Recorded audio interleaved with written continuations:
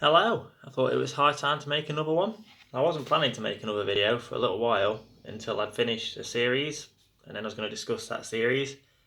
And we're part way through Friday the 13th at the minute. We've just finished Friday the 13th 6. Jason Lives. And Paranormal Activity 2 we finished the other day as well. We're going through a ghost and a slasher at the same time.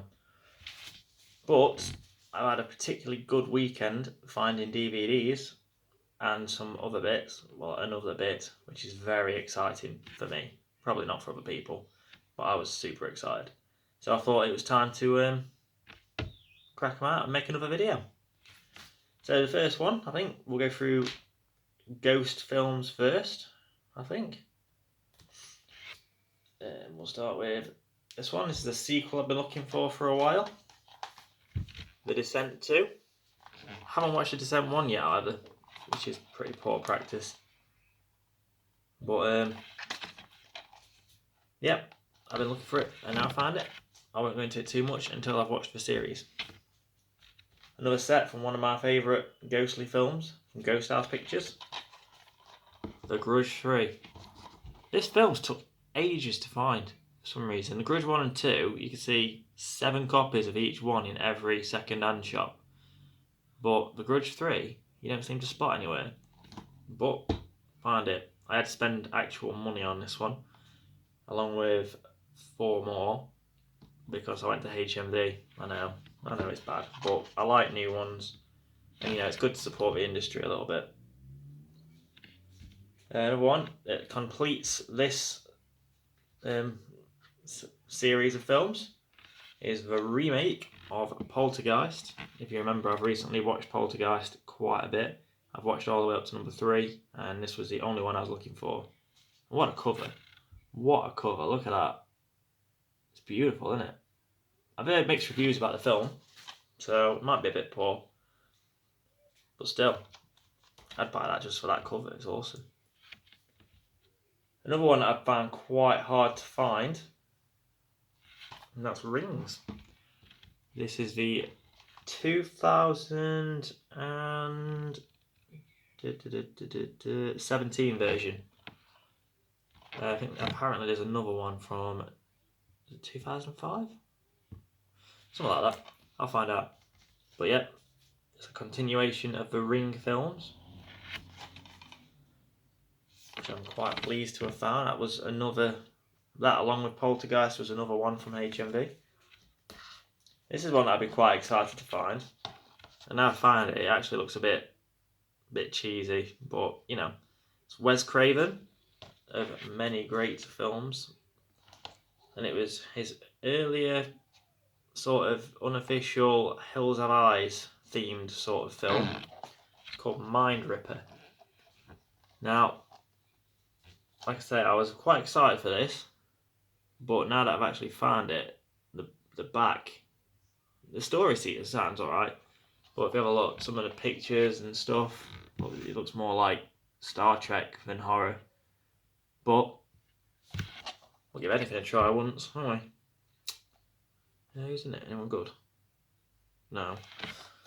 I mean, I'm sure they're good, but nobody I've heard of. But yeah, I've been looking for that one for a while and found it in my good man Martin's DVD shop, so I was very pleased with that.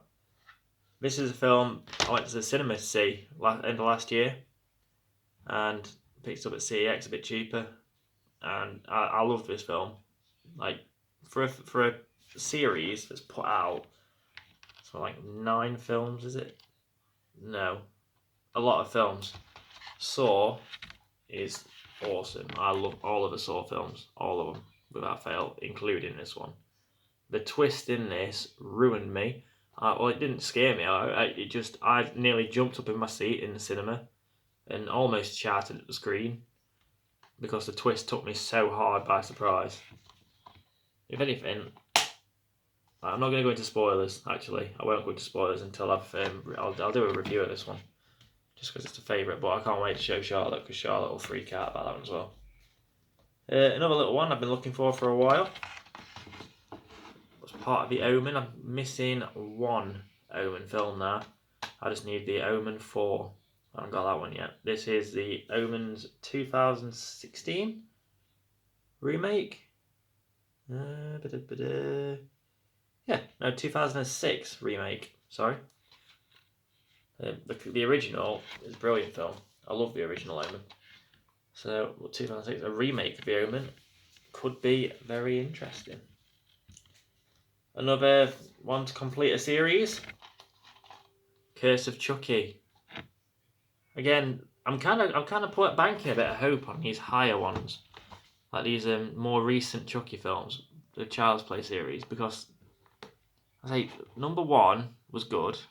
Number 2, I was a bit funny about. Number 3, I've watched, but it was a long time ago, so I'll watch it again and see. But yeah, these newer ones look a lot creepier, a lot darker. So I'm really hoping that they've got a bit more horror to them than, you know, like silliness, or whether they went straight down like the comedy side of it rather than horror. I mean, if they've gone full comedy with it and it's obviously that, then that'd be pretty cool. Speaking of comedy, another one. This is a film I watched recently, and I ended up watching it twice because I was so impressed by it, and I loved this film. Scout's Guide to the Zombie Apocalypse. It makes me absolutely crease with laughter. I think that's mainly because I do a lot of work with Scouts in the UK. For anyone who's watching from anywhere else, and I can just draw so many similarities to it. Like, not that we have many zombie apocalypses, and I'm pretty sure my Scouts wouldn't last quite as well as some of these ones do. But maybe we try. I like to think I've done half a good job with them. So yeah, if you like a good comedy horror and you like zombies, you'll love this. It really is quite funny. Another one I've watched and just picked up the DVD to fill in the collection. Another one that I found in HMV, and that's Sharknado 2.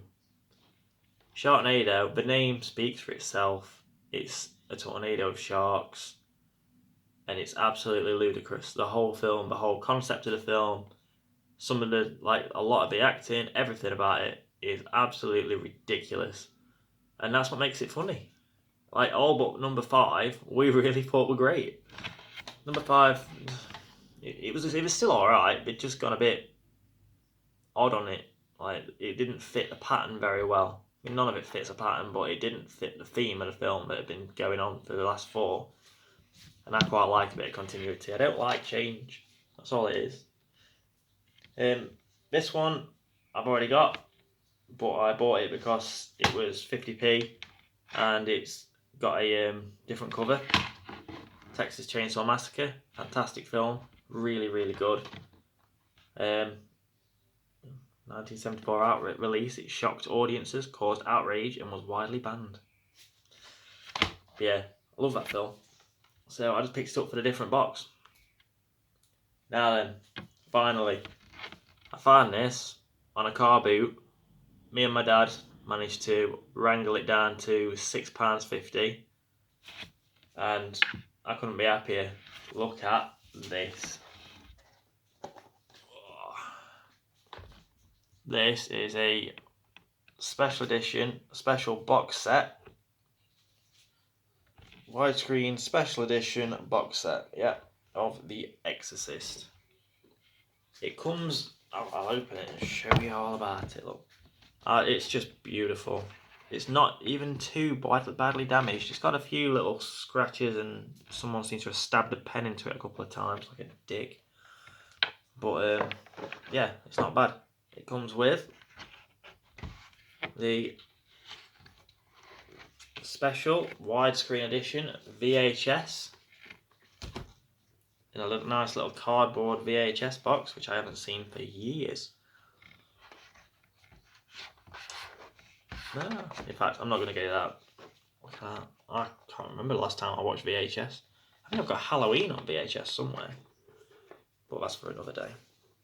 Now, the inside of the box is a little bit knocked around, which is a shame. But, you know, you can't ask for everything in the car boot, can you?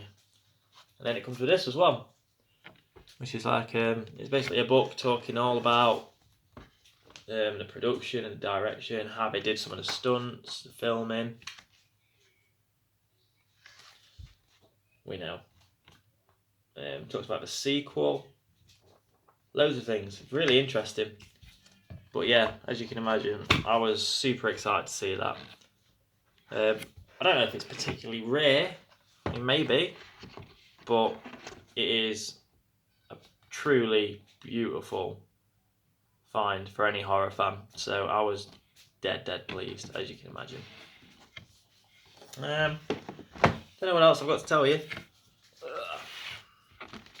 I've watched a fair few films lately. We've been smashing through Friday the 13th. We've watched loads of them, and we're going to do a review on the whole series when I've finished. But we're only at just finished Jason Lives, Friday the 13th 6. We've got to crack through a few more. I mean, we've got one more, like, proper one of it. Like, no, there's two more of this box set that we got. If you remember, I reviewed The Fines. Then Freddy vs. Jason, then Jason X, then The Final Friday, Jason Goes to Hell. So I think I've got 5 more films to watch, and then that film's done, finished. And then we start watching Paranormal Activity. 2 films into that, and then once that's done, we'll review that one as well. Charlotte and me have been watching both of them. Oh yeah, I watched a pretty cool film over the weekend called The Blackwell Ghost. And it was really realistic, actually. It's like kind of like Paranormal Activity, but with a director in it who's making a documentary on ghosts. So he's knowingly looking for these ghosts. Yeah, it's not very high budget. It's quite low budget, but it was realistic enough that I went and Googled it to see if it was actually a real film, and it turns out it's all a hoax that was portrayed as being very real. In fact, it's advertised on Amazon as authentic ghost footage. So that's kind of a lie to say it's all been completely proven wrong. But yeah, it's definitely worth a watch. You know, if you're a ghost film fan, it's fascinating. It's not over the top like Paranormal Activity is. So it's like smaller paranormal happenings leading up to a bigger sort of thing. But it's not massive like a demon smashing through your window and carrying you off or anything like that. It's little things that just scare them to death.